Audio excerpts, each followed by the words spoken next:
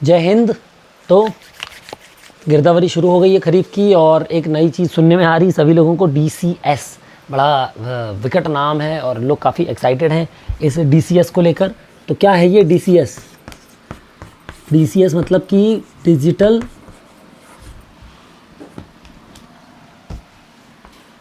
Crop survey, या जिसको हम पहले कहते थे गिरदावरी। ठीक है, तो अब इसमें घबराना नहीं है। आपको सबसे पहली चीज़ ये समझनी चाहिए कि DCS क्यों करवाई जा रही है। तो DCS इसलिए करवाई जा रही है ताकि भविष्य में शासन घर बैठे मतलब कि शासन बिना किसी की मदद से फसलों का सही अनुमान लगा सके।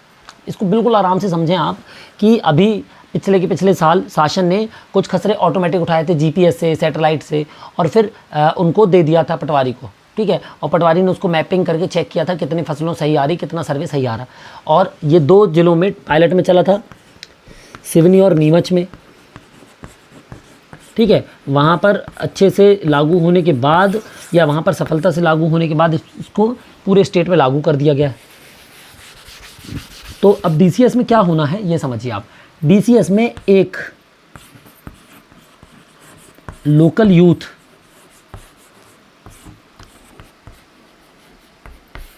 स्थानीय युवा,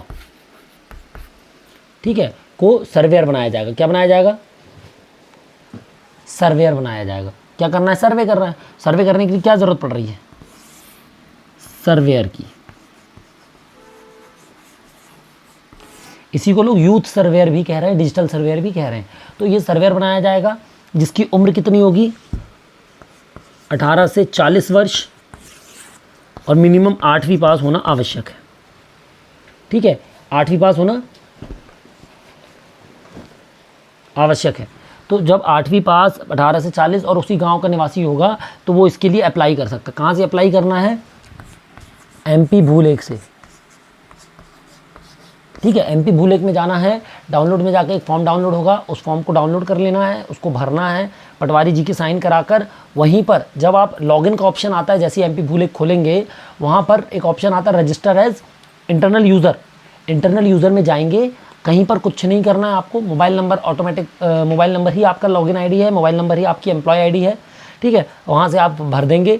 EKYC इंपॉर्टेंट है, आधार बेस्ड EKYC होगा तभी फॉर्म आगे भरेगा। उसी पे OTP आएगा और तब आपका वेरिफिकेशन होकर आगे बढ़ जाएगा।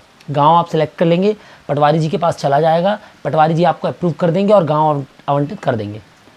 ठीक है, अब खसरा आवंटन का जो प्रोसेस है वो थोड़ा सा भी आने वाला है, 1-2 दिन और रुक जाइए। 10 तारीख तक पंजीयन होने, तो पहले पंजीयन तो कर ही लीजिए, 10 तारीख तक पता चल जाएगा। तो उस बेसिस पे फिर आपका पंजीयन हो जाएगा, आपको गाँव अलॉट हो जाएगा। तब आपको क्या करना है, इसकी प्रोसेस है, सारा ऐप होती है एक, सारा ऐप में जब आप पटवारी जी आपको WebGIS में अप्रूव कर देंगे, उसके बाद आप सारा ऐप डाउनलोड कर लीजिए। सारा ऐप आप लॉगिन करेंगे तो वहाँ पर अन्य का या उसका लोकल यूथ का एक ऑप्शन आएगा। उस लोकल यूथ पे आप क्लिक करेंगे, मोबाइल नंबर डालेंगे, लॉगिन करेंगे, OTP आएगा।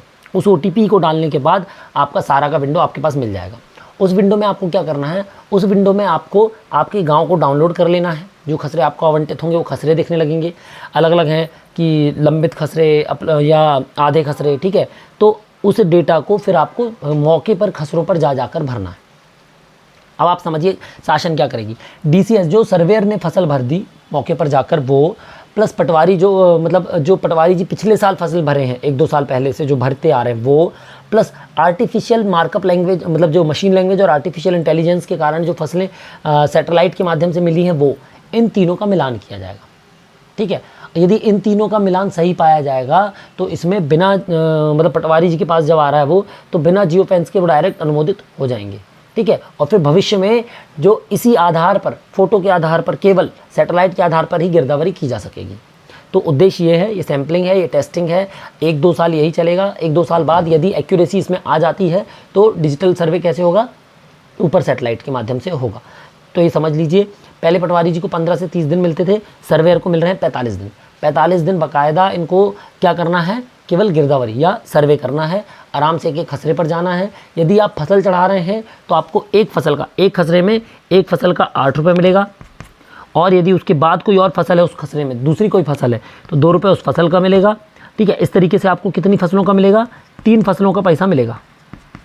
यदि 3 फसल हैं उसमें तो अधिकतम आपको 14 रुपये मिलेगा, ठीक है। तो 14 रुपये एक सर्वेयर को एक खसरे के लिए मिलेगा। यदि उसमें कितनी 1 से अधिक फसल है तो 3 फसल है तो 1 से अधिक 3 फसल और हैं एक्स्ट्रा तो, ठीक है। तो इस तरीके से ये होगा। अब पेमेंट कैसे आएगी, तो पेमेंट आपकी आएगी जो आप आधार EKYC से कर रहे हैं तो DBT के माध्यम से, डायरेक्ट बेनिफिट ट्रांसफ़र, ताकि कोई बीच का व्यक्ति आपके पैसे ना मार सके, है ना। इसलिए ये योजना सरकार ले आई है, शासन द्वारा DBT लागू किया गया है, ताकि जिस व्यक्ति का जिस खाते में जिस आधार में जो खाता लिंक होगा डायरेक्ट उस आधार में पैसे आ जाएंगे, ठीक है। यदि कोई व्यक्ति बीच में काम छोड़ देता है तो यह कार्य या तो पहले से कोई जो सर्वेयर बनाया गया उसके द्वारा किया जाएगा या पटवारी जी द्वारा किया जाएगा, ठीक है।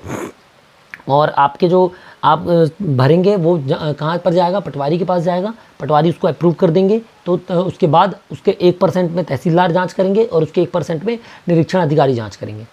तो ये है DCS, घबराना नहीं है। 10 तारीख तक पंजीयन की डेट है। आप किसी गांव में आप ऐसे व्यक्ति को जानते हैं जो कि टेक्निकली एक्टिव है तो उसको ये जिम्मेदारी सौंप सकते हैं, कोटवार को सौंप सकते हैं, कोटवार के पुत्रों को सौंप सकते हैं, यदि वो इन दोनों कंडिकाओं को फॉलो करता है। शासन द्वारा इसमें महिलाओं को प्राथमिकता दी गई है ना। यदि कोई महिला है जो सर्वेयर का काम करना चाहती हैं तो सरकार द्वारा उनको प्राथमिकता दी गई है, ठीक है।